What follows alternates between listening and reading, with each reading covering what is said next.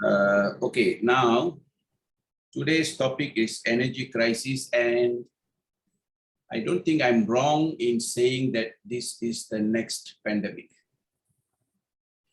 You know, there are lethargy and fatigue is extremely common. And what have I seen? Why did I choose this topic? Is what I see in my clinic post-COVID. Post-COVID infections and vaccinations, and what I'm seeing are these two. Mainly is fatigue and memory problems. Mainly, people are not able to do as much exercise as they used to. Even in resting, they feel tired.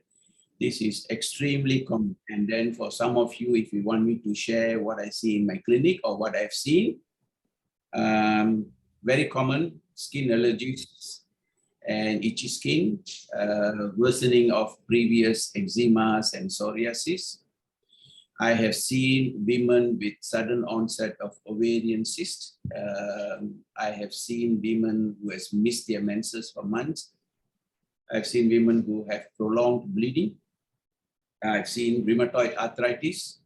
I have seen thyrotoxicosis. I'm treating patients with hepatitis. Well, one more is I'm seeing activation of dormant viruses.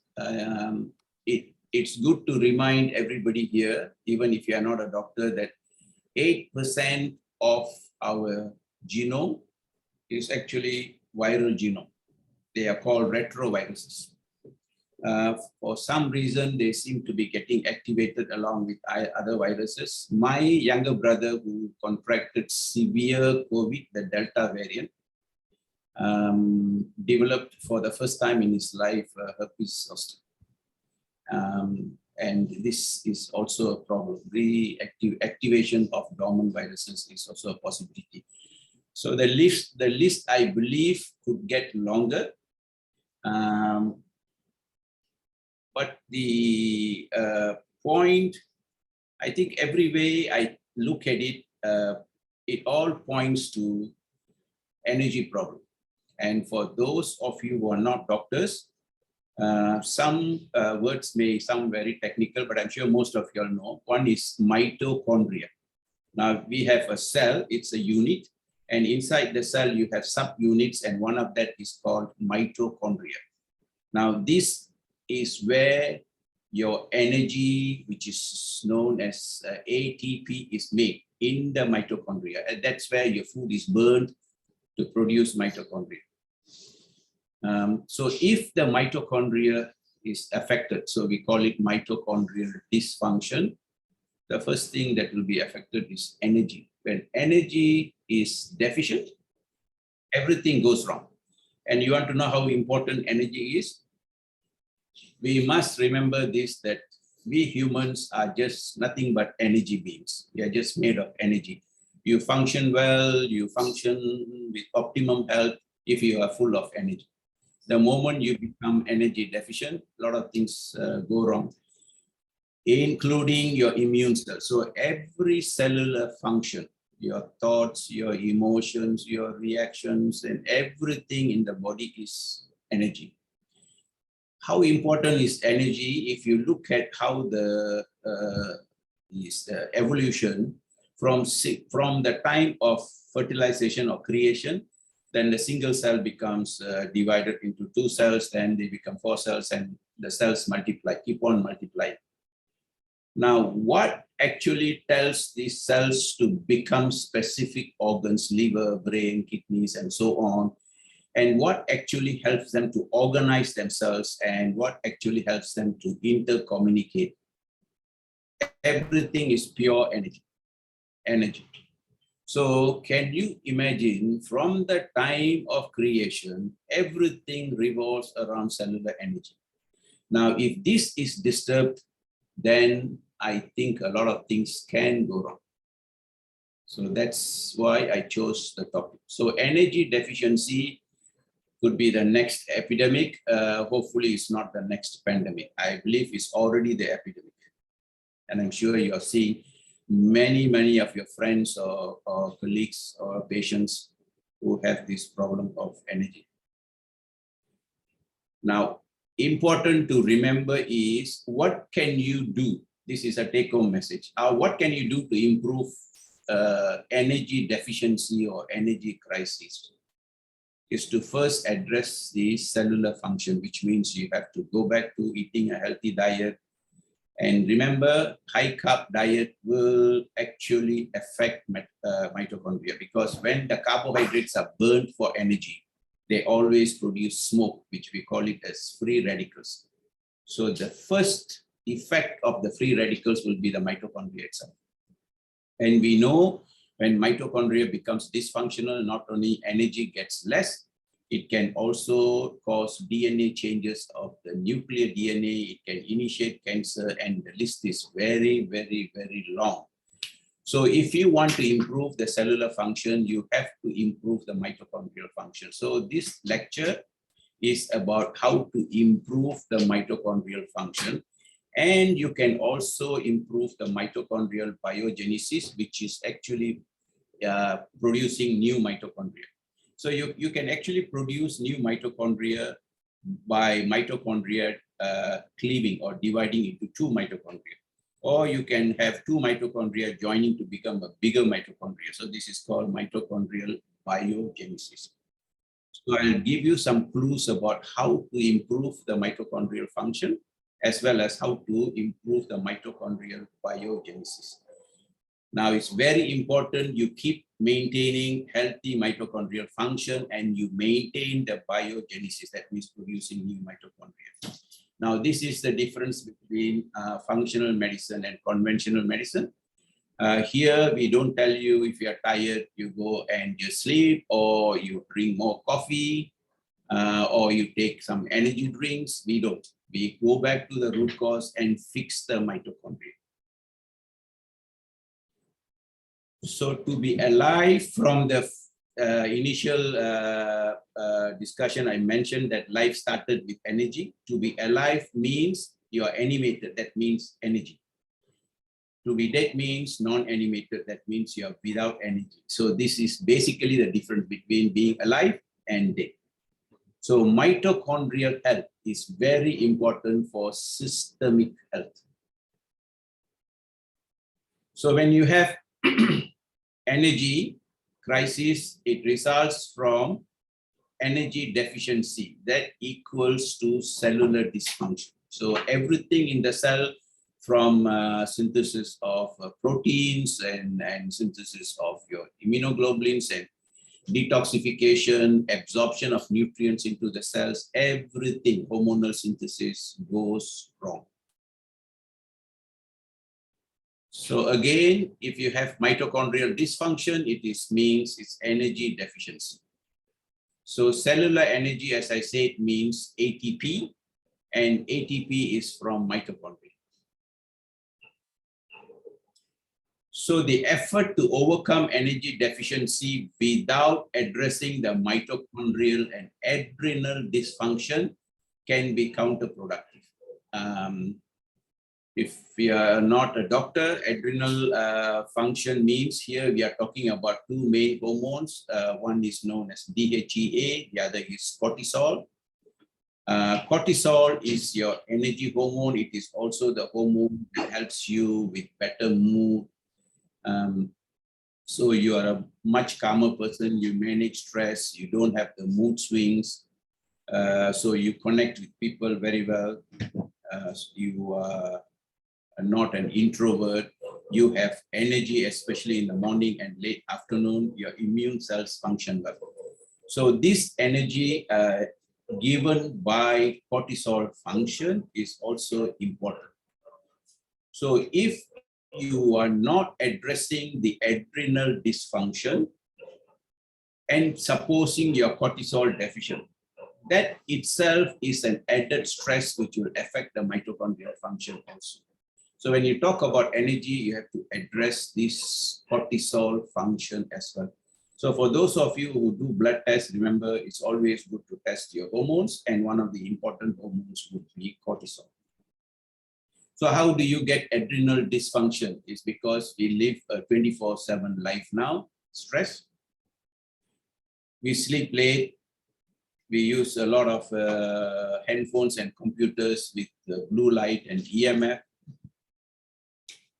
We don't practice what our ancient forefathers practiced, meditation first thing in the morning. We are not out in the sun, and we consume a lot of sugar, which is actually detrimental to adrenal function.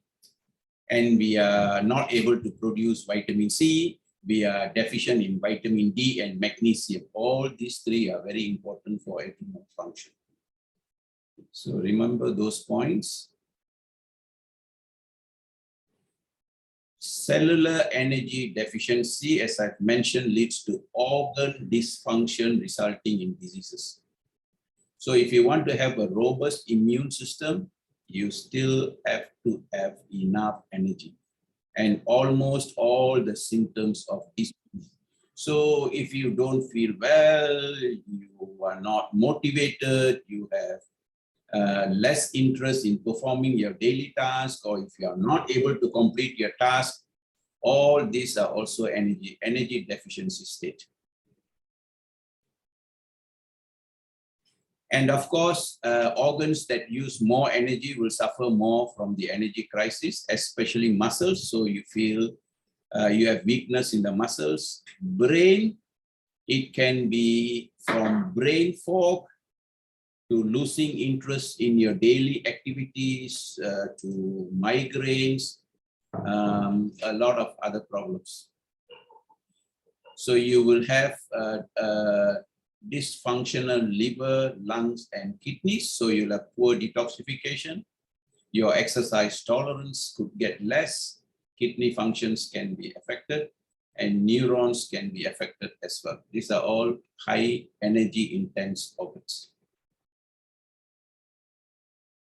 So energy crisis can result from less mitochondria, reduced number of mitochondria, dysfunctional mitochondria, especially from free radical damage that comes especially from sugar and carbohydrates. Remember these two, sugar and carbohydrates. Stop the sugar, especially post-pandemic. It's absolutely crucial to stop the sugar. Sugar kills your immune system. And this needs to be really observed for the next 2 to 3 years, because we may witness problems like autoimmune diseases and cancers. We are already seeing. So that, remember, please, sugar is toxic. And eat a low carb diet and practice intermittent fasting. So you have enough hours for your body to repair. Reduce substrates, especially magnesium is critical for mitochondrial function. Vitamin C is critical as an antioxidant, and never forget glutathione, the master intracellular antioxidant, as well as vitamin D. Now, there are many other antioxidants that are fat soluble and water soluble, like alpha lipoic acid. Even vitamin E would be important. But the main four for mitochondrial substrate, as a mitochondrial substrate, would be glutathione, vitamin C, vitamin D, and magnesium. Okay, and you must reduce free radical damage. Diet, I've mentioned. Optimize your antioxidant status and reduce your exposure to toxins and chemicals, etc.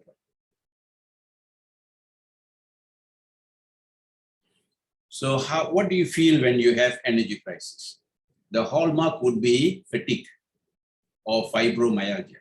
There are many treatments for fibromyalgia, and then nothing will work unless we address energy issue from mitochondrial point of view. You will experience a loss of muscle strength and weakness, poor immunity, and recurrent infections. The other one that I'm seeing in patients now is post-vaccination. Patients are getting infected again, so they are getting recurrent upper respiratory tract infection.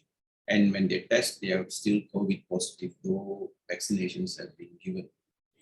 Now, these infections or upper respiratory tract infections, when I ask my patients whether they had an exposure, many of them seem not to have had an exposure. That means they are just about going on with their daily life and suddenly they're coming down with another bout of flu. Funny, but it's happening. Yeah. And autoimmune diseases will be a hallmark of energy crisis, as well as poor digestion and feeling tired after meals, because digestion takes away the bulk of energy. So if you have less energy, your digestion will be affected. So you may not digest well. You have bloating, and you have undigested material in your stool. And feeling tired after meals. And remember, when you feel tired after meals, it could also be cortisol deficiency. There can be neuropsychiatric disorders like this: autism, ADHD, schizophrenia, bipolar diseases, Alzheimer's, Parkinson's disease, multiple sclerosis. Heart, you can have cardiomyopathy and congestive cardiac failure. Now, it's funny, usually when you look at congestive cardiac failure, never has there been a discussion from conventional point of view, from what I see, about improving energy from the mitochondria. Now, you need energy to pump. So this is a classic case of energy deficiency and cardiomyopathy. Both these conditions are also associated with testosterone deficiency, just as an additional information. You can have myopathy and chronic fatigue syndrome. You can have problems with the kidneys or liver or immune system. You can have diabetes and obesity, premature aging, and cancers. So energy deficiency or energy crisis, the list of problems that you can face or one can face is long. And just to mention about the brain. So if you have an energy deficient brain, you can have brain fog, or you can have brain fatigue. Like after driving, reading, or you do some mental tasks, you feel so tired. That's brain fatigue. Loss of resilience to stress. Now, that means every little thing seems to stress you, and then you get moody or irritated, or you can get tired. Now, I'll give you some clues about how to sort this out. If you want to remedy the loss of your resilience to stress, one of the most important thing is addressing your sleep, quality sleep. Number two would be spending some time the first thing in the morning with relaxation or deep breathing or meditation. And then I'll certainly mention about near infrared treatment. That actually helps you to improve your resilience to stress because it addresses the cortisol function. One can have anxiety and depression as well as migraines.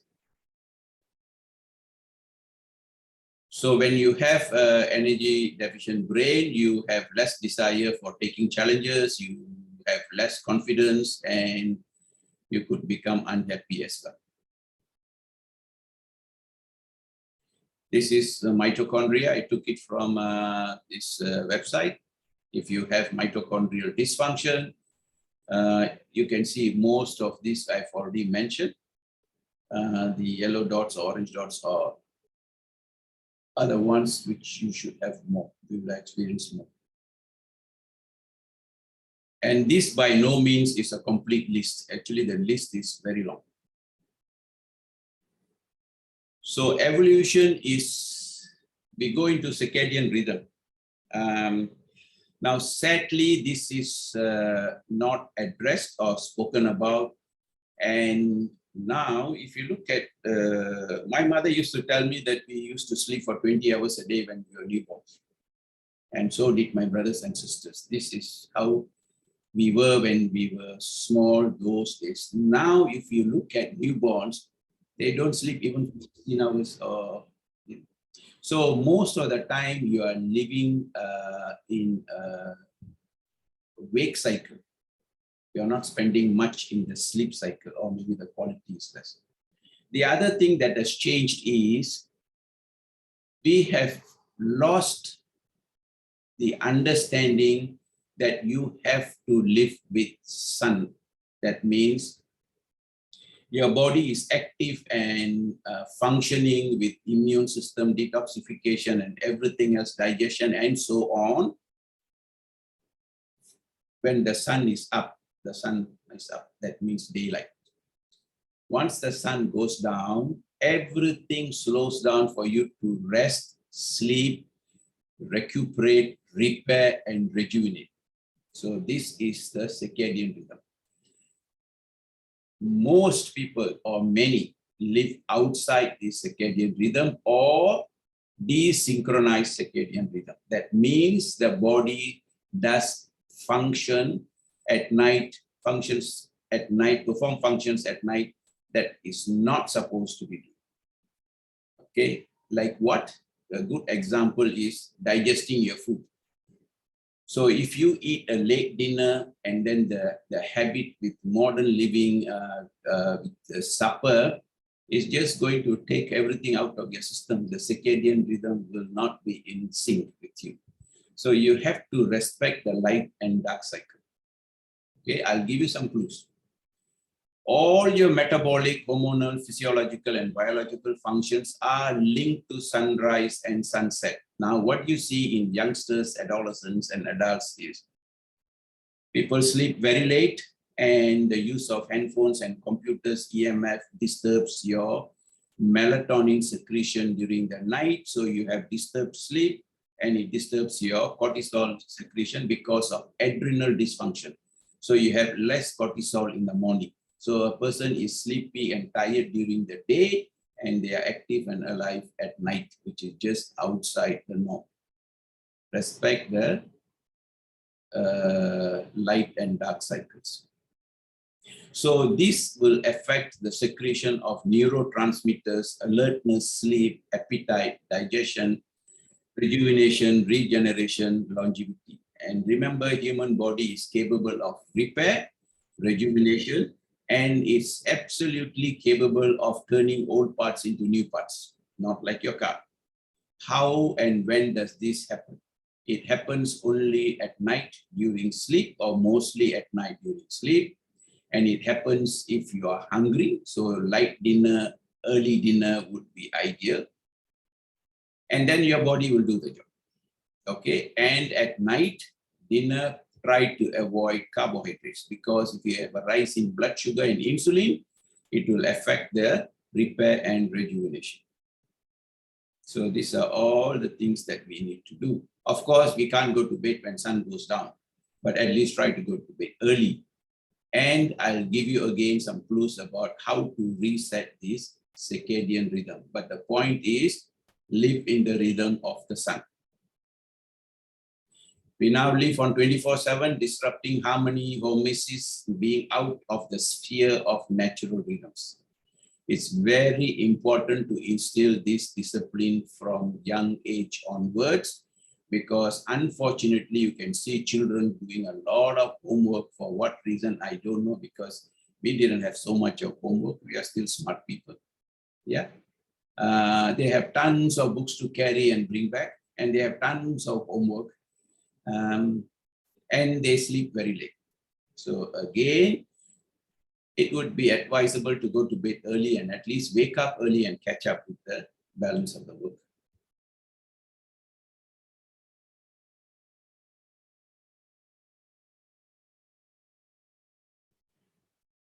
So a little bit on mitochondria, which I've mentioned. It lies at the crossroads of sensing, not most roads, crossroads of sensing and integrating information from the environment to trigger adaptive and compensatory cellular response, which means mitochondria is not just about energy. It actually senses all the cellular inputs, all signals that come into the cell. It helps you to integrate. And so it can actually change your cell into a fear mode, that is highly anxious mode, or in the health and repair mode. So it's not just about ATP. So what I'm trying to say here is that if you have a healthy mitochondria, even receiving the cell signals and interpreting the cell signals and integrating the environment, that means you are in talking terms with your environment. And then your body will trigger adaptive and compensatory. So if you need to adapt by producing certain hormones, if you need to make compensatory functions to maintain hormesis, then these are all done by mitochondria. Now, this is why actually from anti-aging point of view or from the health point of view, if you look at it, everything seems to, or almost all everything seems to be pointing at mitochondria. Our understanding of mitochondria has grown so much. In the event of a threat to nuclear DNA, these are all new information about mitochondria.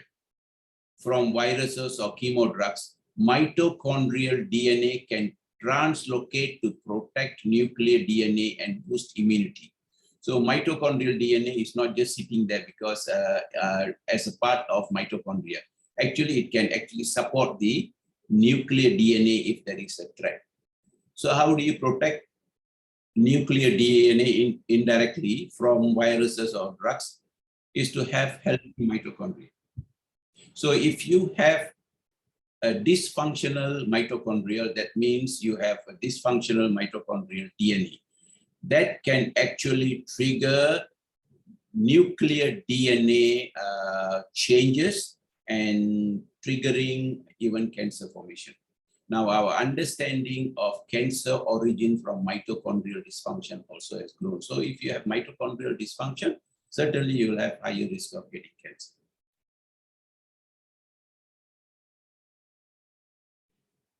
So it's an organelle at the subcellular level that plays a vital role in cellular health. Mitochondrial dysfunction is increasingly recognized as the link to many diseases, including cancers.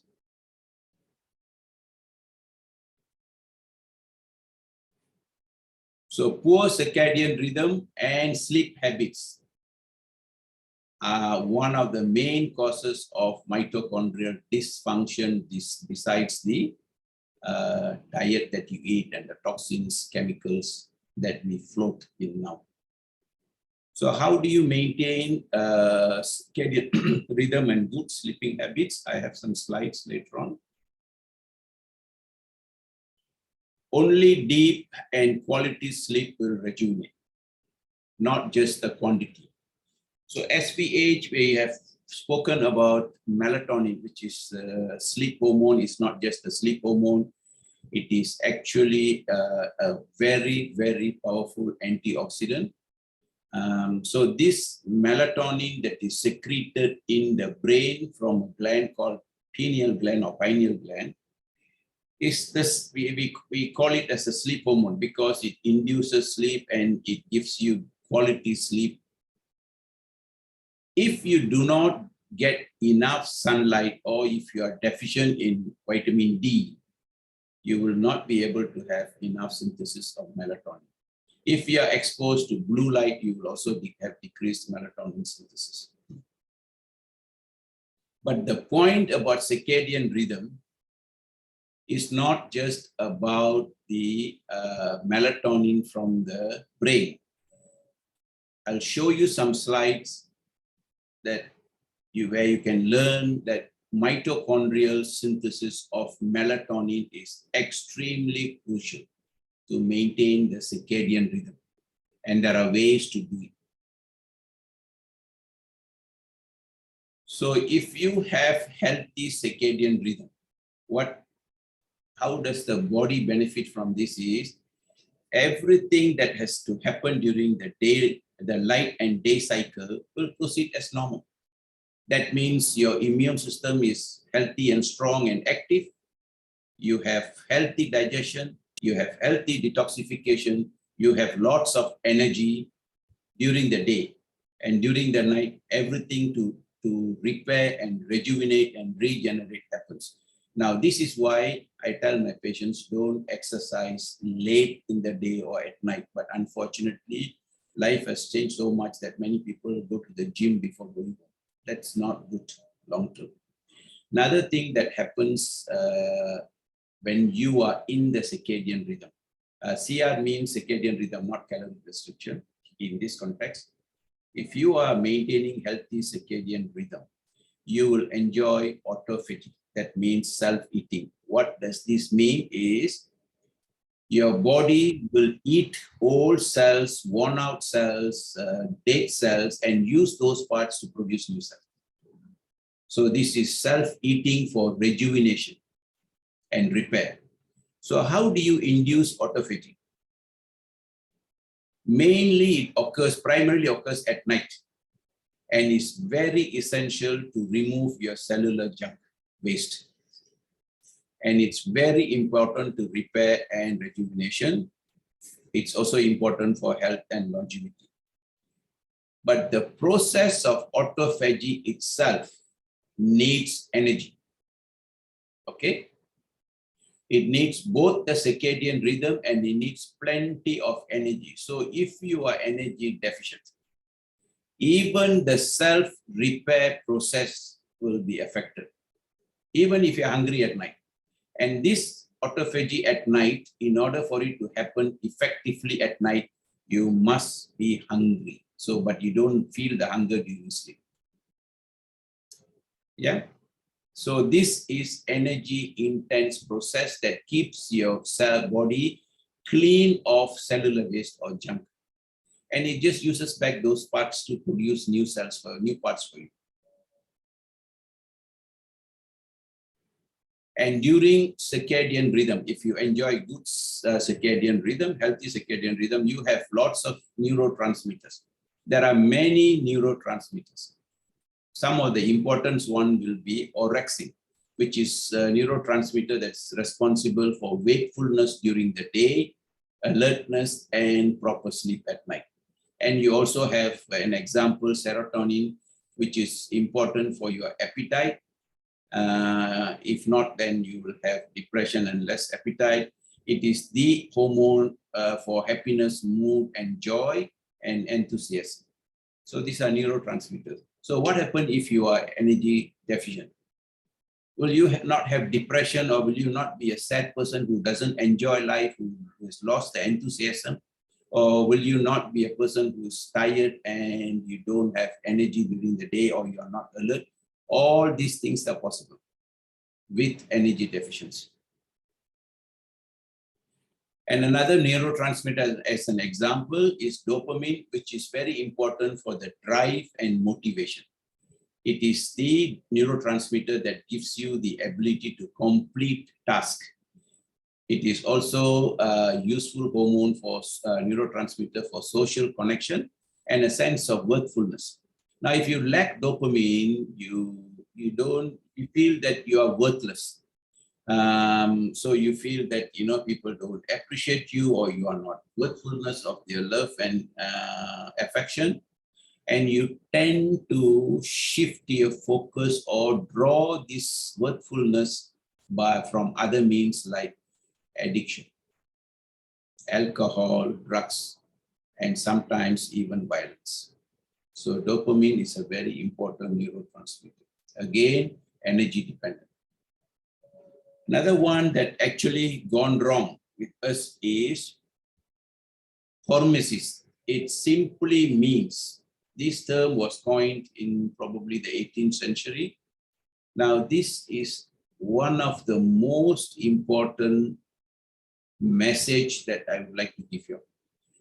Hormesis we have lost this hormesis. What it means is your ability to respond to mild stresses. Okay, that means if you expose yourself to mild stresses, it actually increases your resilience to major stresses. So mild stresses means, for example, exercise. Okay, mild stresses means like going out in the sun. That's a stress because of the heat. Mild stresses means you expose yourself to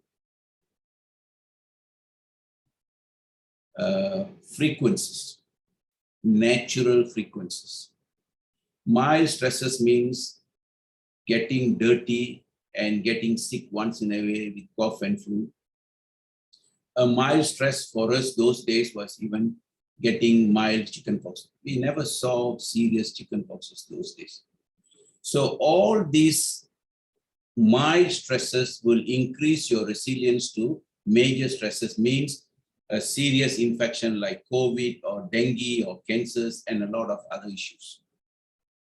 So the transient stresses improve your adaptation to major stresses, means what are the factors that actually induce mild stresses in your body? As I said, light, exercise. Very important is fasting. Those days in all, if you look at all cultures, fasting was always emphasized, water fasting, or even dry fasting for that matter. Now we overindulge in food and we eat too much of food, too frequent eating, even late at night. Regular water fasting is absolutely important to maintain this hormesis. Because when you stress yourself with fasting, not only you induce autophagy or self-eating to cleanse yourself from within, it will increase your ability to handle other stresses. Cold temperature, one of the reasons why people dip into ice water. Okay, and maybe one of the reasons why countries where there are seasonal changes, if they, of course, if they live a healthy life and observe other aspects of life, they should have better health. Rather than like, in Malaysia, we have a tropical country. It is hot, it's getting hotter. It's not like those days. It does rain, but not following the seasons that we saw. But anyway, cold temperature is a hormesis. And red light, I'm not sure how many of you all heard about this. You have nowadays even red light sauna. Okay. You want to know how this is helps you to, helps in even happiness. Has anybody gone for camping? Yeah, campfire. You know how nice you feel. You feel so nice. And one of the treatment for sleep disorder is to send them out to camp for 2 weeks. And the campfire, it's red light. And they come back feeling much better and the ability to sleep better. So red light is useful. For those of you who can afford, you can have a sauna. Yeah, it's the infrared sauna.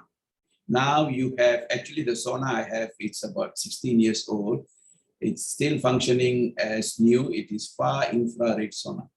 Now you can get saunas that actually give you near infrared, mid infrared, as well as far infrared, as well as light therapy.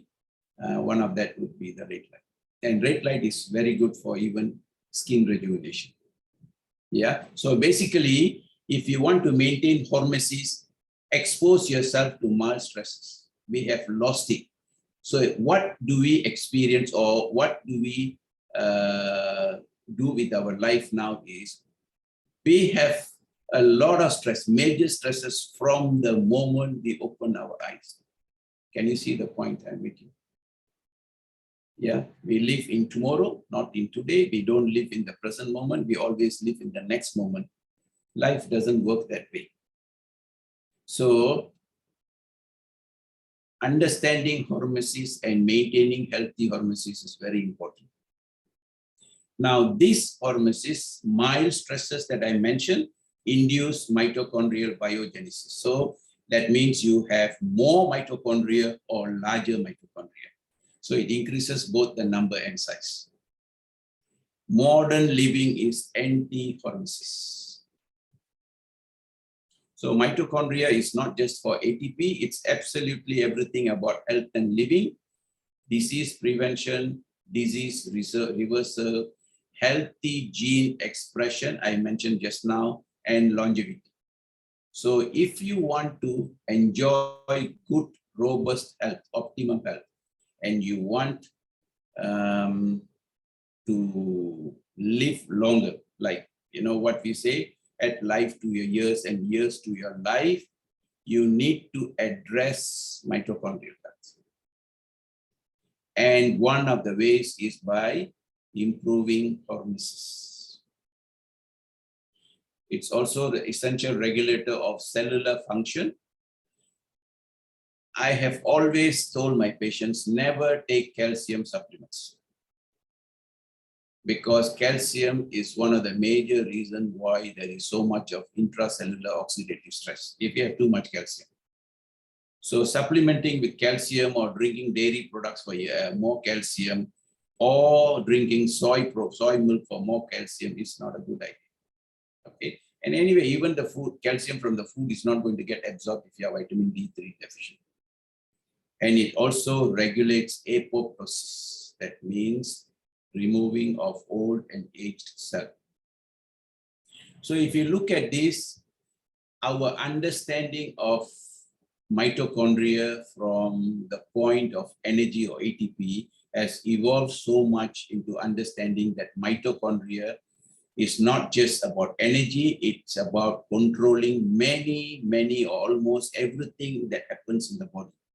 So including autophagy, as I mentioned, including apoptosis or removal of old and aged cells, including having healthy liver, kidney, and brain function, strong immune system, everything is mitochondria. And also the initiation of cancer if you have mitochondrial dysfunction. So apoptosis is activated by intrinsic, you have intrinsic pathway, extrinsic pathway, and most of this pathway is cellular communication. When you have defective apoptosis, that means your body does not remove the old and aged cells, then you can develop cancers, atherosclerosis, and Alzheimer's. So mitochondrial dysfunction increases the risk of excessive growth diseases. That means having plaque in your vessels is also a mitochondrial problem. Excessive growth like cancer is also a mitochondrial problem. Why am I talking about mitochondria and energy? Or why am I talking about mitochondria in relation to energy? Is because that's where everything starts from. So the new evidence, more new evidence is mitochondria sense cell danger, including from all types of stresses, and turn on the defense mode. Now, during the defense mode,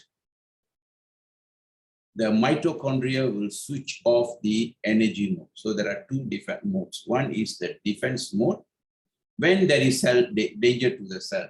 What is the danger? Excessive stress, the presence of virus, presence of toxins, presence of too much chemicals, or presence of electromagnetic radiations, or the Wi-Fi's 4G and 5G. Your body senses the danger. I mentioned to you that mitochondria can receive the environmental senses, inputs. It can analyze and then do what is necessary. So when this cell danger happens, your mitochondria will switch to the defense mode. So it will not be in the energy producing mode. So you will become energy deficient. Simply means any kind of unnecessary or prolonged external stress will cause mitochondrial dysfunction and energy crisis. That means, again, you go back to all the problems that I've mentioned. Especially chronic stress. We live with so much of chronic stress, we don't know how to shut down our thoughts, even for a few seconds. Now try closing your eyes and be thoughtless for 5 minutes.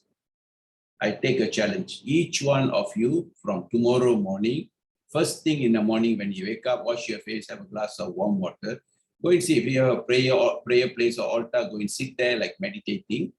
Try to just be in what we call as mauna, or in a state of silence. That means no thoughts. Try. If you can be there for 5 minutes, you would have achieved a great milestone in your life. You will realize how to be calm and handle stress much better. So remember, chronic stress affects your health from an energy point of view. You would have always heard about people say, oh, chronic stress causes heart disease, chronic stress causes diabetes, chronic stress causes cancers, and so on and on and on. I want you to think from energy point of view, okay, and mitochondrial point of view.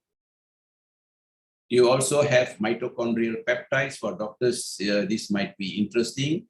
Now, mitochondrial stress release peptides. This is a type of peptides that actually regulate your stress response. So if you have healthy mitochondria, then your ability to handle the stress is much better than someone who doesn't have mitochondrial health. So you become anxious, moody, and irritable. Mitochondrial peptides also regulate inflammation. One of the problems that I'm seeing now from the clinical point of view, I do, of course, investigations like ESR and CRPs to see if there is inflammation, but inflammation seems to be causing a lot of problems after this pandemic. Now, this is the reason why when I talk to my patients, I ask them to address 4 pillars to prevent more complications for the next 2 to 3 years. That is very likely to happen in more and more people. Your immune system, your detoxification, your antioxidant, and the inflammation. All these 4 must be addressed. Then you also have other types of proteins. You have mitochondrial unfolded protein response, mitochondrial danger-associated molecular patterns called DAMP and UPR. Basically, they are cytoprotective. They regulate your inflammation and inflammatory diseases. Remember, Parkinson's and Alzheimer's and osteoarthritis, all these are inflammatory diseases as well. And chronic inflammation can also weaken your immune system, increase the risk of cancer. So we can skip this. So when I told you that we are energy being, so just look at this. Evolutionarily, the mitochondria were from bacteria. So bacteria has established a symbiotic relationship with our cells. So our mitochondria is actually from bacterial origin. It has its own DNA, but it does not have enough ability to repair the DNA damage. So the idea is to reduce or prevent mitochondrial DNA damage. But it also provides a lot of nutrients and energy. All plants, animals, and fungus have mitochondria.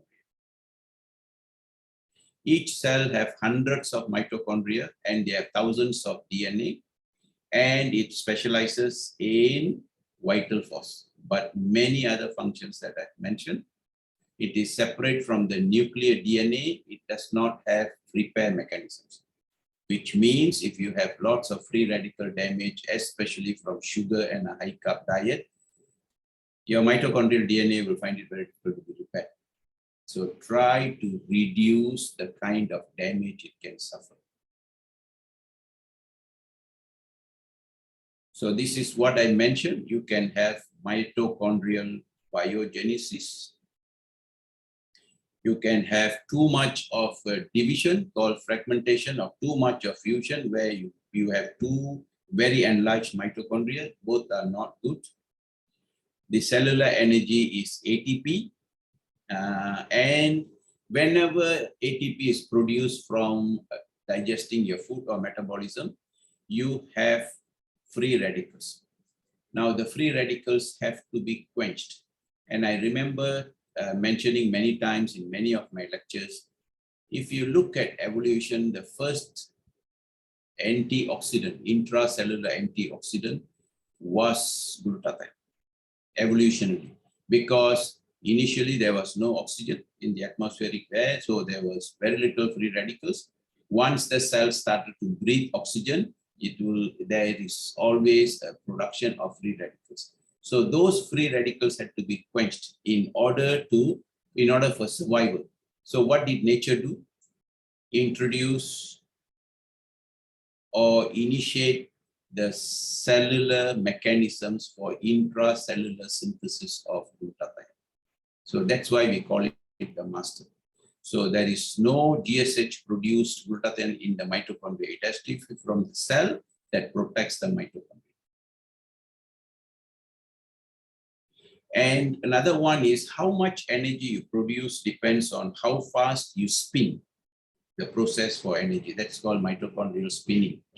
So if you have a quick spinning, that means you have more energy. But unfortunately, there is a problem with that. Many people suffer from slower spinning and less energy.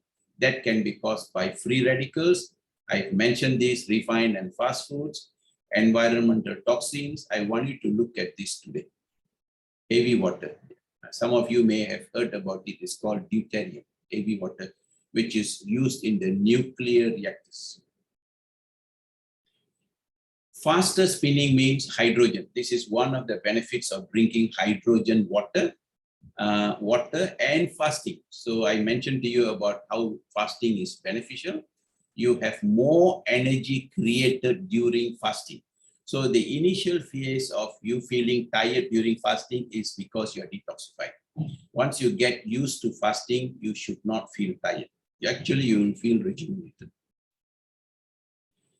A little bit about deuterium, good to know. I'm not sure whether you have heard about this. This is twice as heavy as hydrogen, can slow down the ATPase from spinning, affects the metabolism of glucose and free fatty acids, causes mitochondrial DNA damage.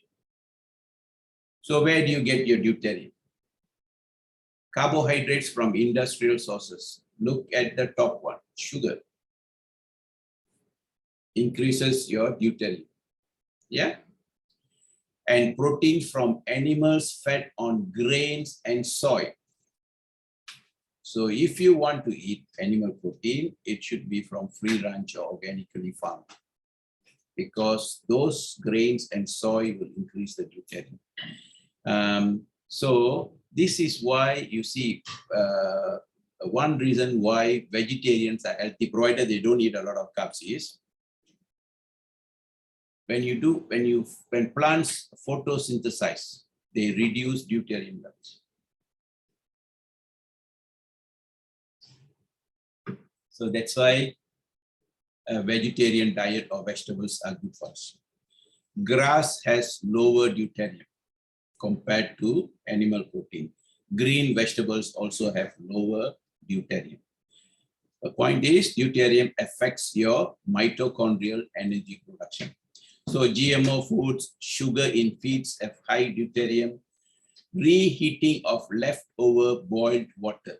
There's a tendency for people to heat water and reheat. It increases deuterium.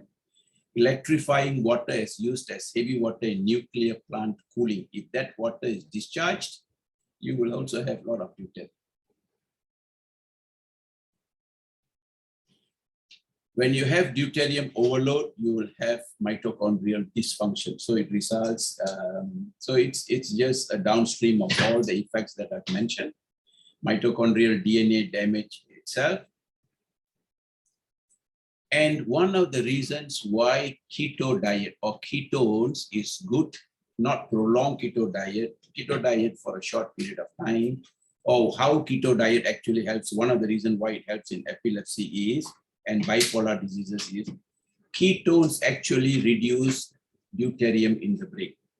That's why inducing ketosis through keto diet or fasting longer period. That means you must fast, water fast for minimum of 72 hours for you to be in ketosis. Of course, you can induce ketosis more rapidly by taking keto salts.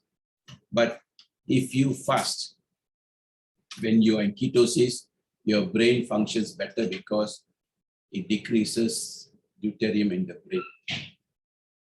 So these are the reasons. To sum up, you can have reduced reduced number and function.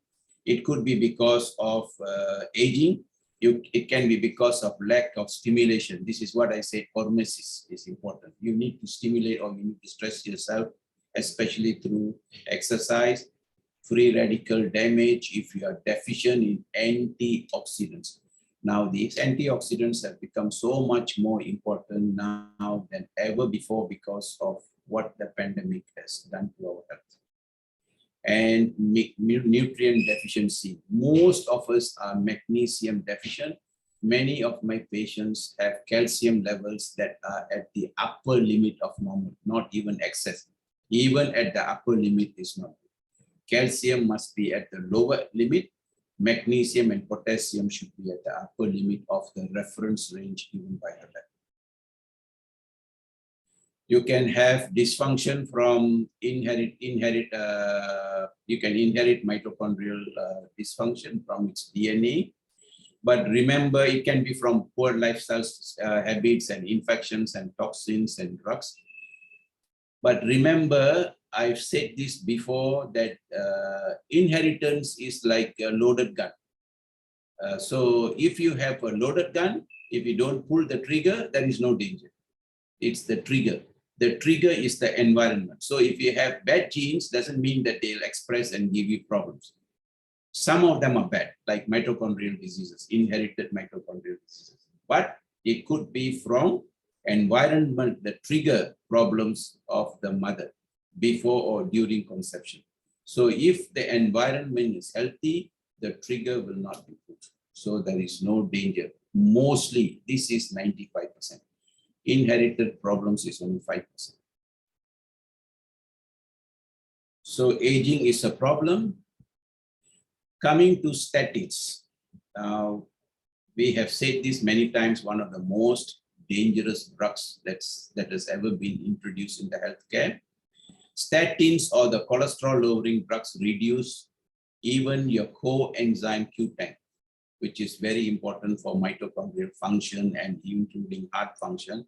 So how they claim that statins have to improve heart, reduce heart risk, I am not sure, and nobody can understand. It actually inhibits the respiratory chain complexes, so you have less energy. It inhibits protein regulation and induce mitochondrial apoptosis. So that means your mitochondria starts to die young. And remember, statins also reduce all your steroid hormones, especially testosterone. Yeah. One of the reasons why many people give up or stop taking statins is because they feel very tired. One reason is because it reduces the cellular energy. The other reason is because it causes muscle death. Okay. You can have lots of toxins and affecting mitochondria. That's why 40 to 70% of patients with chronic fatigue syndrome have high levels of either heavy metals or pesticides, fluoride, drugs, and mold, and they all affect the mitochondrial function. Okay, now we come to the interesting part. Are we photosynthetic, and how we can use light to help ourselves? I mentioned to you that our mitochondria is from bacterial origin. Okay. When we evolved, our mitochondria actually was already photosynthetic. So mitochondrial function to a large extent can be controlled by light. It depends on when you are exposed to the light and what spectrum of the light you are exposed to. For example, blue light causes mitochondrial dysfunction, blue light from handphones and computers. And they cause disturbed melatonin secretion at night, and again a deranged cortisol secretion in the morning. So your body loses track of what to do during the night and the day. So it functions like night during the daytime and vice versa. So you are energy deficient during the day and you have lots of energy during the night, or vice versa. So this is actually caused by blue light. But at the same time, you don't have to worry so much about blue light during the day. It's during the night. Electromagnetic spectrum that includes electromagnetic frequencies, radar, microwave, cosmic radiation are different spectrum of color. So all this cause non-ionizing radiation. So you can actually have better health if you know what spectrum of light you expose yourself to. When you expose yourself to the light, what can you do about blue light at night? So this is just to give you some idea. This by no means is a complete slide on wavelength. Generally, you have visible light between 380 and 700 nm. Blue light is between 380 and 550, and this forms 1/3 of the visible light. So this is what you get during the day. So you don't have to wear glasses that block the blue or the green light during the day. High energy light with short wavelength. So if you have short wavelength, you have lots of energy and they penetrate deep into the tissues. This is the benefit of having infrared sonars. What are the sources? For the blue light that actually disturbs you will be the sunlight. During the day would be beneficial. TV is not so harmful. Computers, smartphones, tablets, all these will give you these wavelengths. Some of them are beneficial, like blue light during the daytime is still fine, at night is detrimental. Sunlight is extremely beneficial. It depends on when you expose yourself to the sun. Coming back to blue light, it is toxic to the non-pigmented epithelial cells. Exposure up to 6 hours results in small loss of mitochondrial energy production. So how many times do people spend nowadays on handphones and computers at night? So you are going to lose energy, okay? The longer you spend exposing yourself to blue light, the higher would be the energy crisis.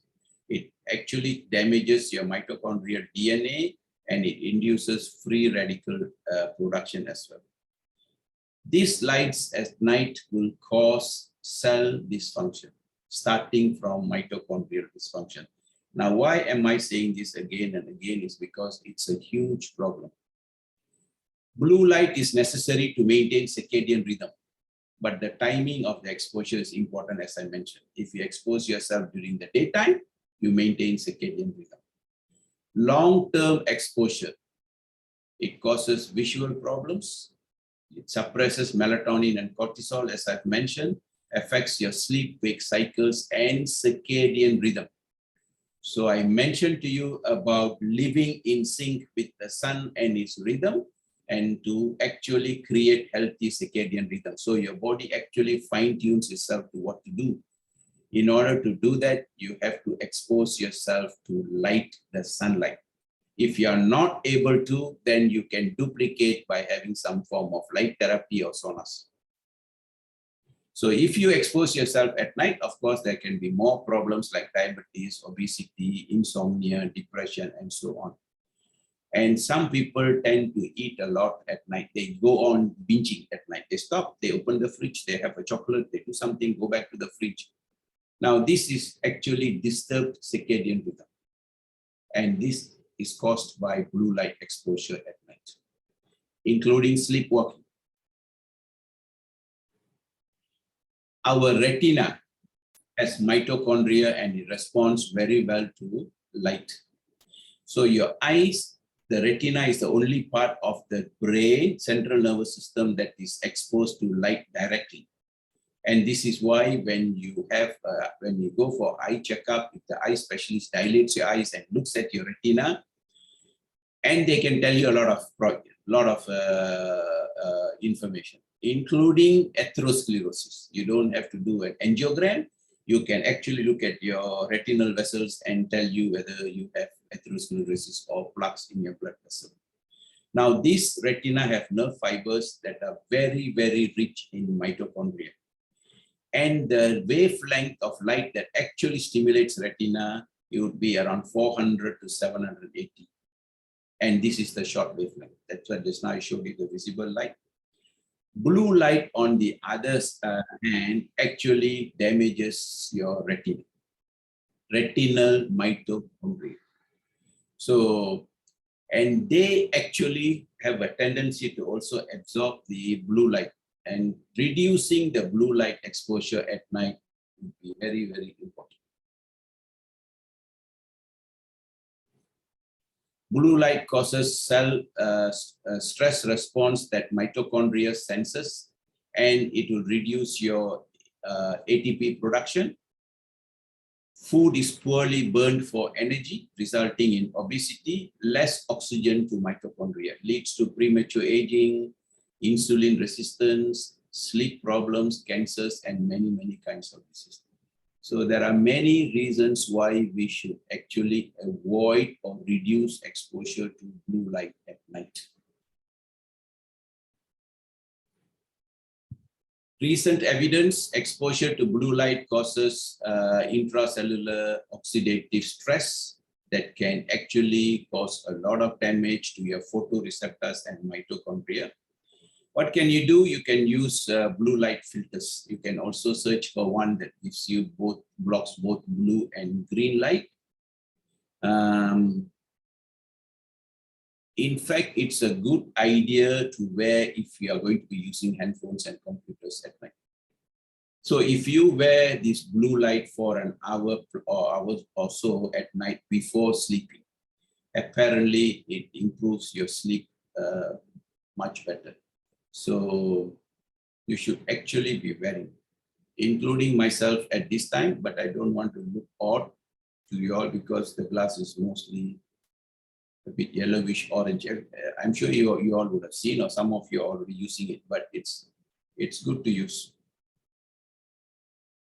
So how do you fix, now coming back to energy crisis, and then fixing the energy crisis by fixing your mitochondria by being in sync with the natural rhythm, that is the circadian rhythm.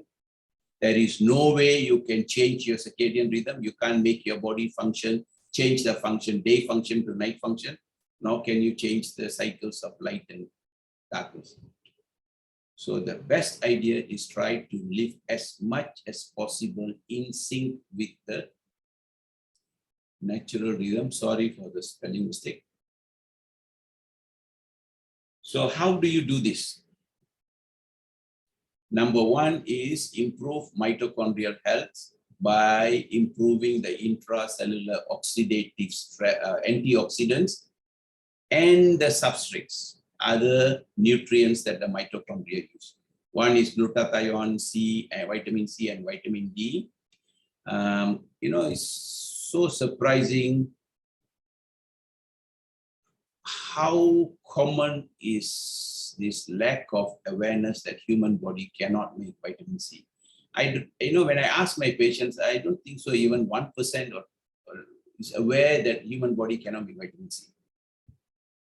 Vitamin D, because you don't go out in the sun. So there is a difference. If you want to make vitamin D, you should be out in the sun after 10 a.m. to 2 to 3 p.m.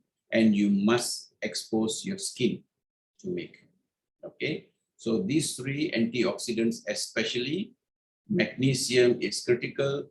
Niacin is vitamin B3. Very little is spoken about niacin. It is a very, very powerful supplement, especially for mitochondrial health, for energy, as well as an anti-aging supplement. But it causes flushing and warmth. L-carnitine, lipoic acid, Q10 is very important, and phospholipids. Okay, you can take lecithin for phospholipids. Now, these nutrients would be of help to keep mitochondria healthy. Glutathione, especially if it is deficient, then it leads to widespread mitochondrial damage. You need to optimize the antioxidant status. When you actually optimize the antioxidant status in the cell, it definitely will result in a better or healthier mitochondria. Okay, and remember, vitamin C and glutathione, they are very good friends. Glutathione will recycle vitamin C, and vitamin C will recycle glutathione. So they act in synergy. Always good to have both. And if you want to reduce the risk of problems associated with the COVID infection, or if you are concerned about vaccines, that could be a problem. increasing the vitamin C intake would be a good idea. The daily intake of glutathione, especially the precursor amino acids, is sufficient. Standard dose of vitamin D and magnesium would be sufficient, but you need to increase vitamin C intake. And please also consider adding turmeric or curcumin, because curcumin is the master anti-inflammatory agent. So it switches off the master switch for inflammation. So if you want to look at from energy point of view or preventing the problems that we may see in the next 1 to 3 years, address all these 4 pillars: immune system, detoxification, antioxidant system, and inflammation. Coming to exercise, there are different exercises that you can do. Let's talk about the exercise that actually can keep you healthy and more youthful. So I tell my patients, you don't have to go and play football or volleyball or badminton unless you love it. Once in a while, go play. What exercise actually triggers mitochondrial biogenesis? One would be brisk walking with sprinting. So you walk, you sprint, you walk, you sprint. Okay. When you sprint and create hypoxia, mitochondrial biogenesis and repair takes place. So actually you're triggering yourself to a more youthful state, that state of hypoxia, high intensity interval training. So even in the, say if you go to the gym, you're on the treadmill, you run and you sprint for 10 seconds or 20 seconds, then you run, you sprint, and go back and do some weights and come back and you can do 3 cycles. And you need only about half an hour to finish the whole. Weights plus running plus sprinting. Now this HIIT that creates temporary hypoxia is extremely beneficial, both for mitochondrial biogenesis and health, as well as re-establishing the hormesis that we have lost. Okay. Of course, it can also help in removing old and worn out mitochondria called mitophagy and give you new ones. Yeah. So you can either be a pigeon or you can be a chicken. Love the sun, get more natural light during the day, and reduce artificial light or blue light during the night. Okay. Those days we used to have the bulb, the tungsten bulb. Can you remember? Those days. We didn't have the LED lights. That does not create so much of problem, or little if at all. Now the new lights and the LED lights are the problem. So if you can go back to the old yellowish tungsten bulbs, that would be a good idea. Okay, at least don't have too much of bright lights at home at night. Of course, blue light at night is no good. You must watch it. So what do you do when you, well, how do you re-establish this and get back into the circadian rhythm? You must expose yourself to the infrared light. So this actually infrared light that is beneficial for you to re-establish the circadian rhythm is more often towards the near infrared light. So when do you get this near infrared light from the sun? Is in the morning, usually before 9 a.m. This is why we advise you to always go out early morning in the sun. That early morning sun, the benefit of light and probably the mid-infrared also, you will still enjoy with clothes on. But of course, thick sweaters won't do the job. It's okay to, to be dressed and go out in the sun. Even if you are hiking in the forest and the sun comes up, reflection of the sunlight by the leaves, you will still enjoy the benefits of your infrared. So the early morning sun is so beneficial, very, very, very beneficial from the mitochondrial point of view, from the energy point of view, from improving quality of life and length of life, everything. And you can add to the benefit if you ground yourself. That means you stand on a patch of grass, if not at least soil, barefooted. That's actually adding to the benefit. So sunbathing and grounding are very, very important. And the Japanese have a term called,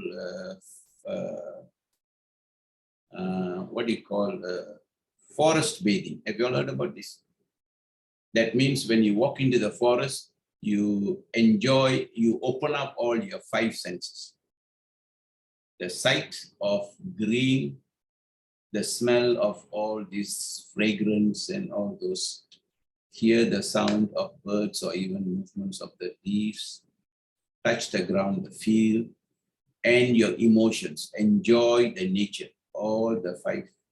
If you put it into place, and if you are in the forest, then you bathe yourself with benefits. So the Japanese call it forest bathing. So we should try, unless you are a city dweller. Even if you are a city dweller, you can always find a place. Another benefit, please remember, if it's going to take a lot of time, I will actually reduce it. But remember, simply it means this. I mentioned to you about melatonin produced in the brain for sleep. One of the most potent way of repairing mitochondria and having healthy mitochondria from energy point of view, from all other benefits, including your expression of genes, is to make melatonin in and around mitochondria. This is new. So if you want to synthesize or produce melatonin in the mitochondria and around the mitochondria, you have to have the near infrared, which means sunbathing early morning, or you can have a sauna that gives you the benefits of especially the near infrared. The far infrared has its own benefits. It penetrates deep, it improves collagen synthesis, it improves your detoxification, a lot of benefits. The infrared, near infrared, is especially for mitochondria and for circadian rhythm. So this is sunbathing or forest bathing. And if you want to enjoy, try to reduce your omega-6 intake, especially a lot of saturated fats and trans fats. As once when I was asked this question, this would have been about maybe 10 years ago. If you say sunlight is good, why there's so much of evidence that sun exposure causes skin cancer? I didn't have an answer. I didn't know about this linoleic acid at that time, but I knew it's something to do with oxidized fats in the skin through the consumption of omega-6. So those who take excess omega-6, this is the reason why I usually don't encourage supplementing with omega-6 or any oil that gives you 3, 6, and 9, especially the 6, I'm not in favor. So if you have too much of it, then you reduce your ability to regenerate your mitochondria. Melatonin, as I mentioned, is a potent intracellular antioxidant that protects your mitochondria. So this is not the melatonin that induces sleep. This melatonin during the daytime that actually is produced in and around mitochondria for mitochondrial protection comes from near infrared light. And of course, I mentioned to you about the red light therapy. So this is long wave, and the wavelength is 650 to 800. It also stimulates mitochondria to produce more ATP, improves skin health, and reduces acne. So you can have nowadays saunas which give you a multitude of benefits. This is the campfire I mentioned to you about. Do good to rekindle your old times. Yeah. Go and enjoy yourself a night by the beach, camp yourself, have a campfire. Light and sleep, you have to sleep in the dark room, wake up early to be out in the sun. Artificial light suppresses pineal gland function, suppresses melatonin, disrupts sleep, and disrupts circadian rhythm. Of course, we can't live in darkness. We can reduce the exposure, especially before you sleep, and reduce the brightness. Don't have too much of bright lights.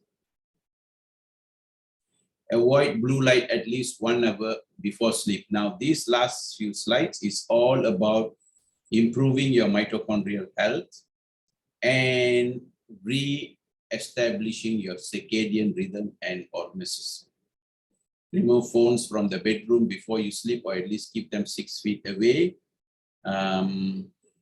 Now, for about 30 years, when I was practicing, working as a doctor, as a registrar, as a specialist, as an obstetrician, the phone was always next to me. Yeah, but of course, those days we had pages. We didn't have a handphone. So now I don't conduct any deliveries, so I don't get emergencies at night. So all my iPad and my phones are all in the bathroom. I don't leave anything in the bedroom. E-book reading, not advisable at night for the same reason. You can wear glasses that block these lights. How do you induce biogenesis? Exercise, I've mentioned. Fasting, I've mentioned.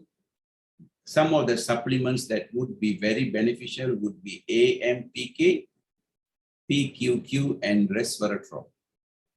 Okay, this is a diabetic drug, metformin. Unfortunately, it has fallen out of favor or out of sight by most doctors who have switched to using newer drugs. Now, this is a very old drug that has got very wide safety profile. It has got many health benefits, including improving mitochondrial health as an anti-aging supplement, reducing the risk of cancers, because metformin actually works by stimulating AMPK. AMPK is the master switch for your metabolism of energy, and it also switches off the cancer switch. So these are the benefits. So even if you are not a diabetic, like me and my wife, we are not diabetics, we still take metformin at least 4 to 5 times a week at night for dinner. So metformin would also be good for mitochondrial health. Restrict the calories and temperature, I've already mentioned. Now, another way, this is free for all of you. You don't have to pay. Breathing, okay? The ancient yogic way of breathing is known as pranayama. You can please Google, go have some YouTube, watch the videos, they'll teach you. This is slow, many methods. One nostril in, the other nostril out, and close the and opposite change. Or you can do slow inhalation, hold your breath, slow exhalation, which is double the time taken to inhale. So if you inhale for 4 seconds, hold for 2 seconds, half, exhale for 8 seconds, hold for 2 seconds. That means relax, sit yourself, relax, and in a comfortable position. Enjoy the nature, what is around you, be cognizant of the surroundings, and close your eyes and breathe in slowly for 4 seconds, hold 2 seconds, breathe out slowly without effort for 8 seconds, hold 2 seconds, and you keep breathing. Once you have done this, you can practice intermittent hypoxia. What does that mean? You must take a deep breath and hold your breath for as long as you can. If you can hold your breath for 45 seconds or longer, you have. If not, you have problems with energy and you should address it. Then you breathe out. Take slow breaths a few times, then you can go back to slow, deep breathing. Then you hold your breath again. Do that a few cycles. Okay. Now this holding breath is intermittent hypoxia. Sprinting, you remember I said HIIT also for hypoxia. All these will address two things: your mitochondrial health and your circadian rhythm. Meals, of course, you should eat a low-carb diet, keto diet, not for a prolonged period of time. Practice intermittent fasting, early dinner, and avoiding carbs for dinner would be a good idea. Anything otherwise would be an inflammatory diet like sugar, high carbs, rich in omega-6 and trans fats, deep fried foods, all the additives, colorings, preservatives, etc. Yeah. And of course, red light and near infrared light are anti-inflammatory. Lowering deuterium, you should also keep it in mind. You can drink deuterium depleted water, which is distilled water, rain or glacier water, exercise and oxygen, fasting, sunlight and grounding, foods like lots of vegetables especially. Yeah. So this I've already mentioned to you, mitochondrial nutrients. Magnesium would be the opposite of calcium. Most people make the mistake of taking calcium as a supplement. Almost all of us could possibly be deficient in magnesium. Yeah, and 95% of the intracellular magnesium is stored in the mitochondria. That's why when you give magnesium to deficient people, they have improved energy. I mentioned to you about AMPK and metformin. You can take both or you can choose one, but what is the difference? Metformin activates AMPK, so you get all the benefits. But metformin does not inhibit insulin, or there is another switch, which is called mTOR, which is opposite of AMPK. This mTOR is for building. That means especially in your youthful state, you build muscles, you have proteins, and cells actually grow and multiply. That is the growth. You want to have slower mTOR once you start aging, because otherwise increased risk of cancer. Metformin won't affect mTOR, but AMPK will slow down the mTOR. Metformin does not stimulate mitophagy, whereas AMPK does. But metformin itself has many benefits. So if you cannot afford AMPK, you can just take metformin and enjoy most of the benefits. This is a diabetic drug. The pharmaceutical name is glucophage. The dose is 500 milligrams to 850 milligrams. We don't have to take 1000 milligrams. If you want to maintain good health, 500 to 850, even once a day would be sufficient. Statins, I've already mentioned. There are many ways you can diagnose mitochondrial dysfunction, but most of these methods would be expensive. The simplest and non-expensive way or no-cost way is to hold your breath. If you can hold your breath for 45 seconds, it is possible that you have healthy mitochondria. Just hold your breath. You want to have a break for 45 minutes? I'll let you take a deep breath and hold for 45 seconds. Let's do it. Let me see how many of you all can do. Okay, when I say 3, start. 1, 2, 3. Take a deep breath, relax yourself, close your eyes and hold. And see if you can hold for 45 seconds.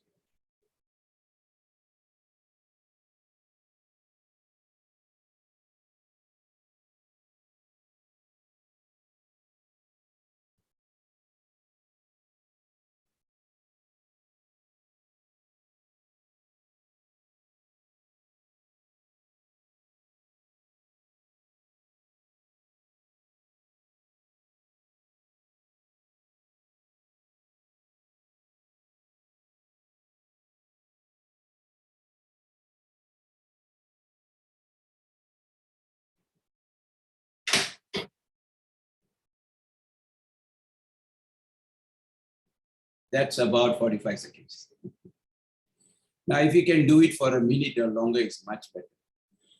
The idea is to start practicing. and improve. Okay. Okay.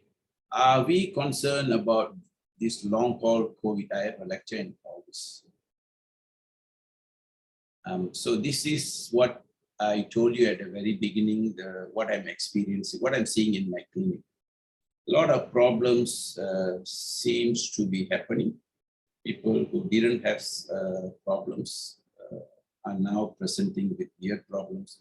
I spoke to a cardiologist. He says he's seeing weird problems in the heart. I spoke to an eye specialist, ophthalmologist. He's seeing weird problems. I'm seeing weird problems. So it could be possible that we could be in this long haul COVID, either through infection or through vaccination, because some of the stuff doesn't seem to be leaving our body. And I've already given you the clue. You address, stop the sugar, eat the low carb diet, practice fasting, exercise, sleep early, cut down the exposure to blue lights, get yourself exposed to early morning sun. All this would be important, including the antioxidants and other nutrients that I've mentioned, would be very, very, very helpful.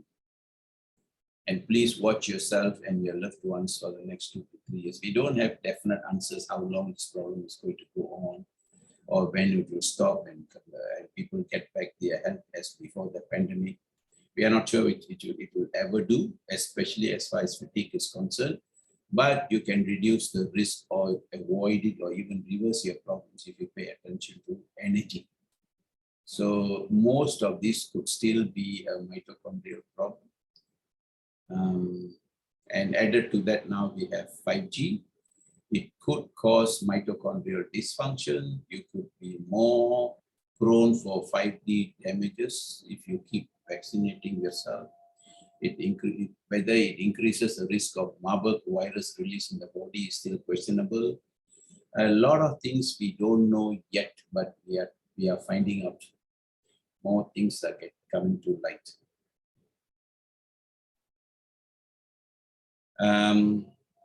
This is a very good saying, nothing to do with Hinduism. Knowing that I am different from the body, I need not neglect the body.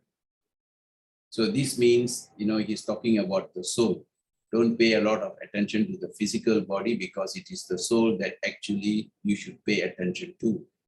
But the body is important. Even if you want to go for a pilgrimage, you want to go to the temple, you want to sit down and meditate, and if you want to be animated, you need energy, and that vehicle needs to be healthy. It is a vehicle that I used to transact with the world. It is the temple which houses the pure self-living, this body.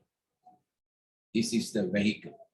So if you neglect the health of this vehicle,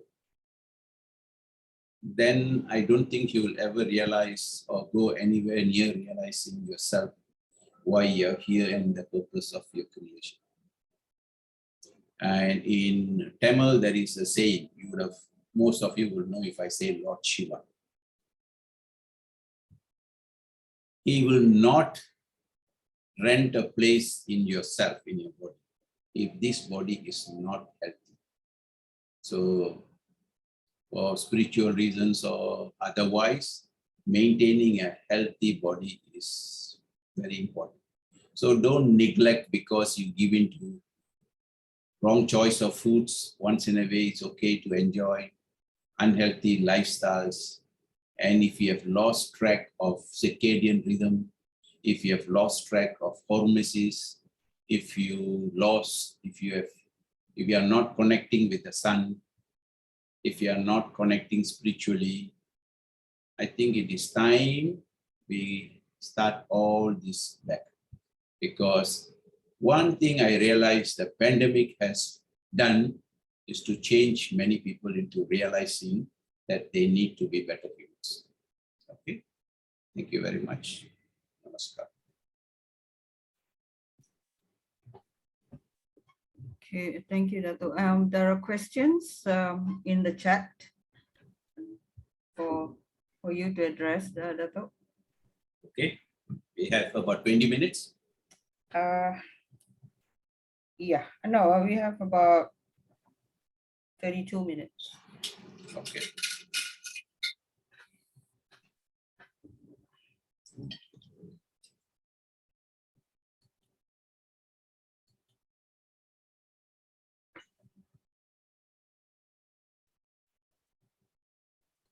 Yes, Sati. Okay, you want to read the questions yourself or you want me to read out to you? Hold on.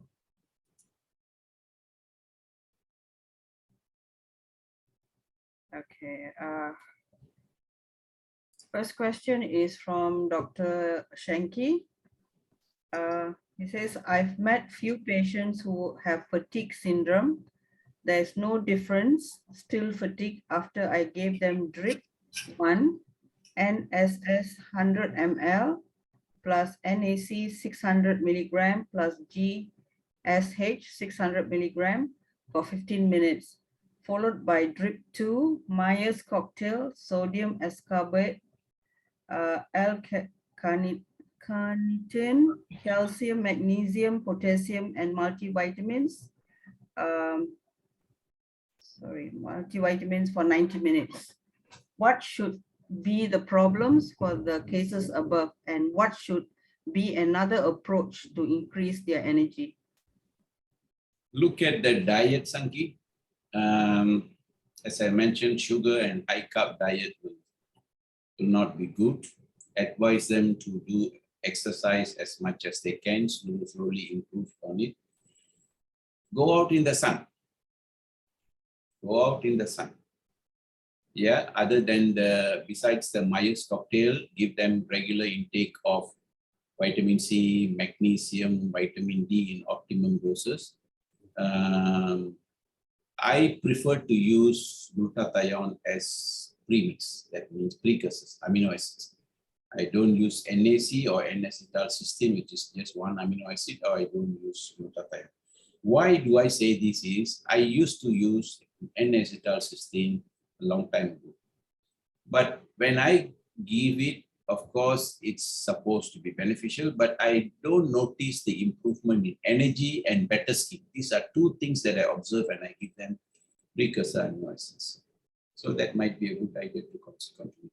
Now, as far as energy is concerned, look at every pillar of mitochondrial health that I mentioned. That's where your energy is created. Okay. I have questions here, but I'm not sure whether they are in order. This question is, Dato, we have reached, shall I read this, Sati? Yeah, sure. Yeah. Dato, we have reached 5th dose of COVID-19 vaccination. From your personal perspective, do you think it can reach 10th dose? I'm not sure. Maybe WHO has an idea, I'm not so sure. But irrespective of what happens, I think most of us can agree that if we had a successful program, we would have already got there wherever we wanted to get to. And by now, if you look at vaccinated against the unvaccinated becomes a control group. So I think it is time for all governments to honestly assess and take this as a control group and look at health problems they face. This is the vaccinated group. Do they face any problems? And come to a decision whether more vaccinations are necessary. But, we are not in control from most countries. Once the government makes a decision, you have to follow. But if you take care of your health, maybe, or very likely you reduce the side effects, especially if you optimize your health from the cellular energy point of view. What is the unique component in age? This is a formula that actually has all the 3 amino acids with selenium in it. So this is the precursor amino acid combination. that it is easily absorbed, and it helps in the intracellular synthesis of glutathione. So you don't take glutathione itself because it's a large molecule that is poorly absorbed. I hope you send the taped video. I got my link late. Sati can address that. Thank you for the wonderful webinar. Thank you as well. Although there's questions above Dr. Shanky's one, which are above the reach the 5th dose. Okay. Yeah, How do I go back? You go up, scroll up. Oh, okay. Then I got to come from the. Okay.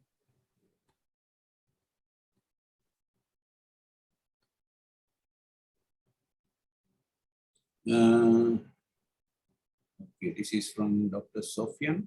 Yeah. As we know that aging process somehow will distract the communication between the nuclear DNA and mitochondrial DNA that could impair energy production at cellular level.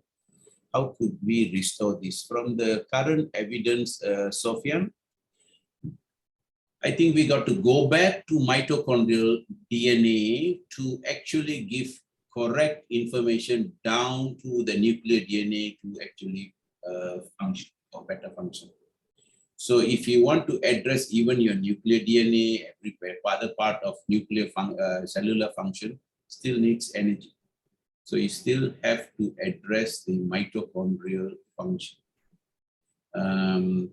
So all these factors that I've mentioned, including from diet to exposure to chemicals and toxins and disturbed or sleep cycles, light and dark cycles and circadian rhythm, they will all impair the communication between mitochondria and nuclear. And that, of course, will accelerate aging and diseases. So what do you do about it? Improve the cellular communication from within and your ability of mitochondria to read the signals from outside and integrate it to different functions. So basically, you still have to go back to mitochondrial function. How to address carotenemia in she uses thyroid 2 grains daily, and the last lab result shows thyroid free thyroid. Everybody can see this question, right, Sati? Yes, yes.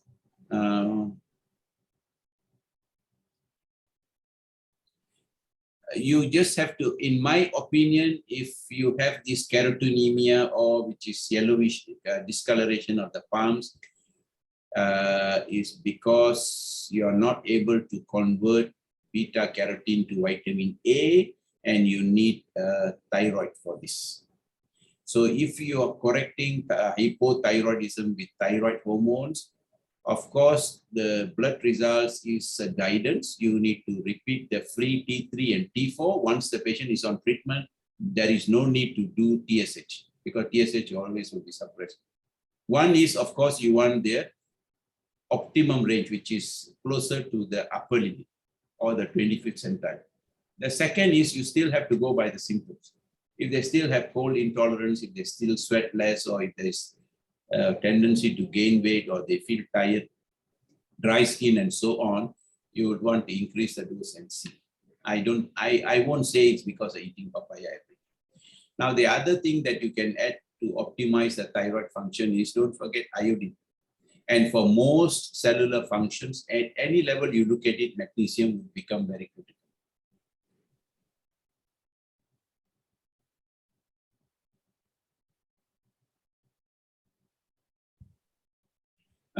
It's about Sofian, hydrogen water, more specific and how the best way to boost it. Now, what I know about hydrogen water is nowadays you can have a filter, hydrogen filter. I have one at home, and I have one in the clinic for patients to drink. So hydrogen is also an antioxidant, and I've mentioned it can reduce the heavy water or deuterium. So I'm not so sure how else you can create hydrogen water at home other than having a filter. So you can look for hydrogen filter just like having an alkaline water filter. Dr. Rulani Suratman, what dose of niacin? Okay, that's a good question. Now, niacin is the dose at which you have flushing, you feel warm, you feel flushed, and sometimes itchy, which will last for 30 to 45 minutes, maximum an hour, then it goes. Then you got to do that twice a day, BD dose, optimally. So at what dose? Generally, it is recommended that the dose is 500 milligrams of niacin. But most of my patients are not able to tolerate 500 because we are living in tropical country. So you may want to try 500, but you must always tell the patients about this flushing and warmth and itchiness, which is actually it's good because it means your circulation is good. It simply means that nothing else. But if supposing they feel uncomfortable, then you'll have to reduce the dose to 250 milligrams, 300 milligrams. So you have to find the right dose. Okay, so what dose seems to be acceptable to most patients in my clinic? 150 to 200 milligrams. Okay, now please remember this lower dose is for those who are already on optimum intake of a multivitamin with activated B vitamins in it. If somebody is not on multivitamins or active form of B complex, then they should be able to tolerate a higher dose. So you have to establish. So it can range from 200 to 500 milligrams. Try taking once a day at night. Then ideally you should increase to 2 to 3 times a day.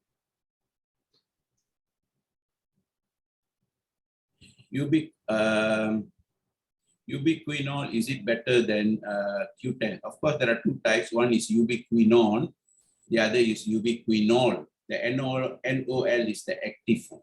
Just like you have B vitamins that are active, so this is the active form.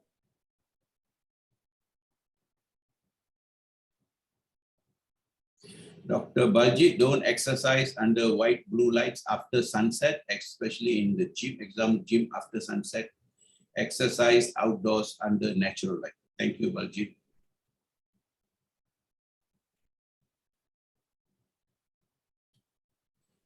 How about run for older? Yeah, you don't have to stop. Don't have to stop.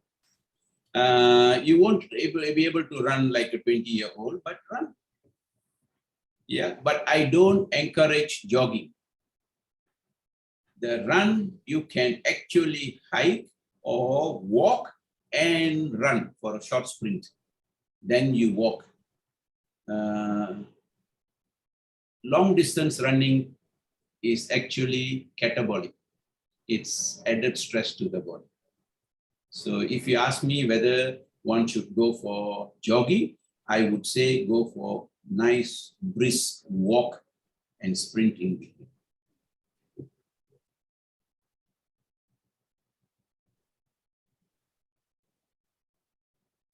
How can you measure the healthiness and density of mitochondria?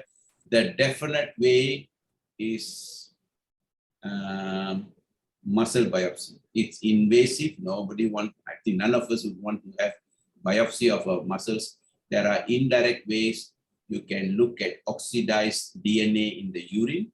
You can actually look at organic acids. Those are indirect ways because it doesn't tell you whether it's mitochondrial DNA or nuclear DNA damage, but it's an indirect way, but they are expensive. Try holding your breath for 45 seconds or more.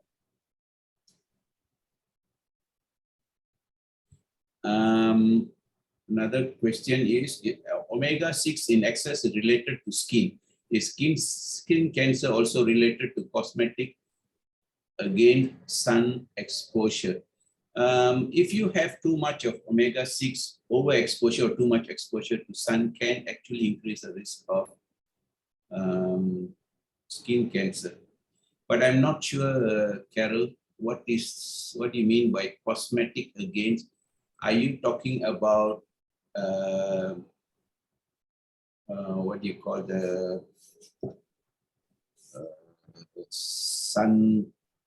sunscreen? But sunscreen, of course, there's a catch here. If you use sunscreen, you can allow yourself to be almost sunburned, which is not good. But of course, there are other problems with sunscreen. You're going to deprive yourself from vitamin D. So if if I have not answered your question, then you can make it more, you can write to me again. Dato, how to start melatonin in milligram combination with GSH and C to combat free radical damage. Now, C, you have to take 3 to 4 times a day. You can take a good quality C, or you can switch to liposomal C if you can get hold of it. Glutathione, I prefer that you take it at the beginning, at early part of the, at the beginning of the day, so that you have lots of energy during the day. Melatonin for sleep, your supplement melatonin is mostly for sleep. It is not for your mitochondrial melatonin. Mitochondrial melatonin, you have to make it with the methods I told you. So the supplemental melatonin, you can start, better to have sublingual. You can start with 3 milligrams. That's the dose I usually start. Okay.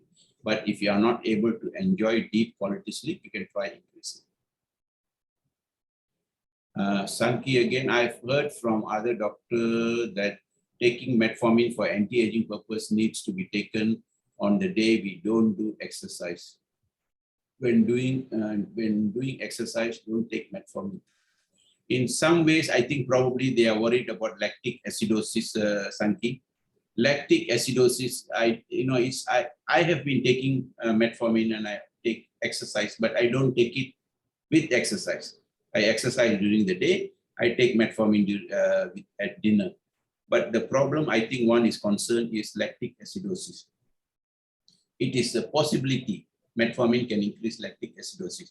But your lactic acidosis is primarily caused by an acidic body. If you maintain an alkaline body, eating a lot of vegetables and drinking raw organic vegetable juice, this should not be a problem.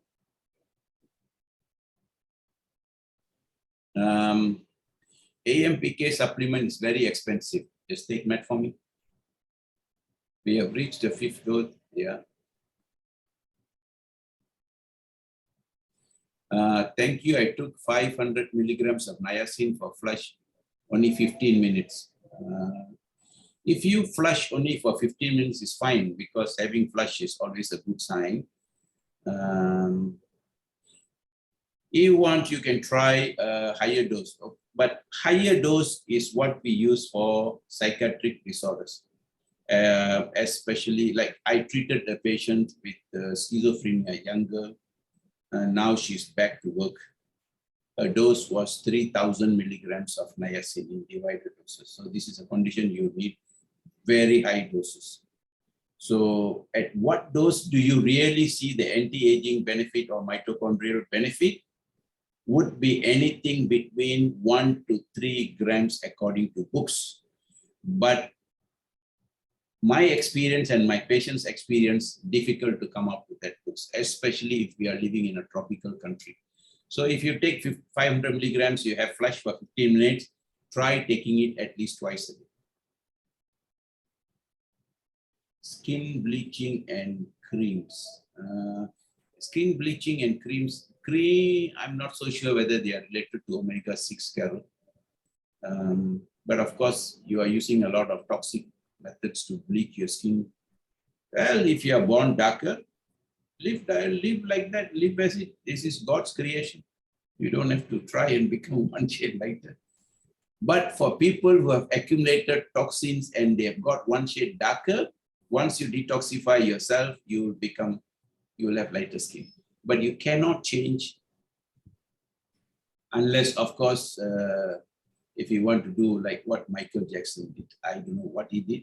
His skin changed so much, and that probably is bleaching and a lot of treatment. Different types of magnesium. You have many types, of course.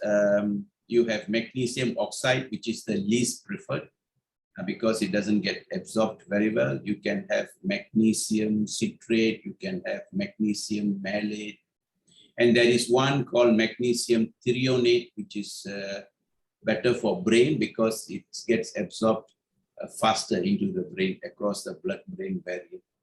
So there are different types. You can either take a combination or you can take magnesium citrate or malate. You can also take magnesium chloride in liquid form, and the absorption is quite good. Okay. Okay, that's the last of the questions.